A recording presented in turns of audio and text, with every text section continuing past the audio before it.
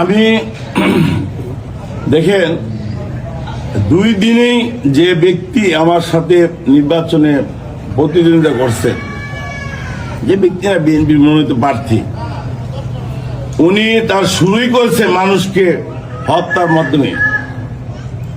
তার 5 জন পার্টনার ছিল, 4 জন মারা যায় একই গাড়িতে, সে মরে নাই। এই হত্যা রাজনীতি, রক্তের রাজনীতি দিয়ে দেওয়া তার শুরু। আজকে যদি জনগণের ভোটের অধিকারকে বিশ্বাস করত, জনগণের যে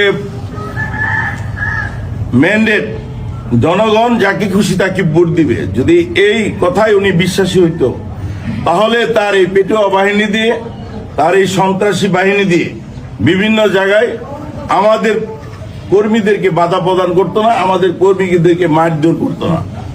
আমি একটা জিনিস মনে করি, যতই বাধা প্রদান করুক, শত বাধা বিপত্তি অতিক্রম করে আমাদের দলের নেতা কর্মী যারা ইতিমধ্যেই দল থেকে অব্যাহতি দিয়েছে, বহিষ্কার করা হয়েছে, দেখেন এত ত্যাগ স্বীকার করেও আজকে কিন্তু তারা সদর্পে তাদের যে মনের যে মনোবল, সেটা তারা কেউ হারায় নেয়।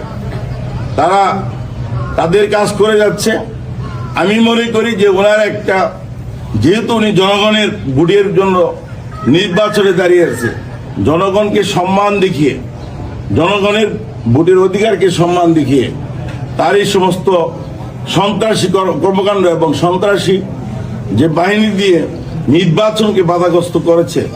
পাশাপাশি আমি প্রশাসনের দৃষ্টি আকর্ষণ করব, ওনারা ওই ঘরের ভিতরে বসে বসে শুধু এই কথা বললে হবে না যে আমরা তো সুষ্ঠু নির্বাচন করব, আমরা সুষ্ঠু পরিবেশ দিব। পরিবেশ আর কবে দিবে? নির্বাচনের তো সময় খুব কাছাকাছি, খুব দ্রুত সময়ের মধ্যে আমি মনে করি আজকে থেকে, এই মুহূর্ত থেকে এ ধরনের পরিবেশ সৃষ্টি করা, মুখে নয় কাজে যাতে প্রমাণ করে যে বালুকারা সারা বাংলাদেশে এই ধরনের নির্বাচনের পরিবেশ সৃষ্টি হয়েছে।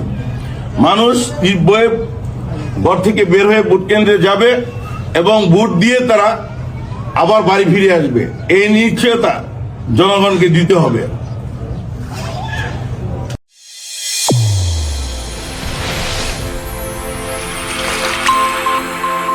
চ্যানেল A1, হৃদয়ের স্পন্দন।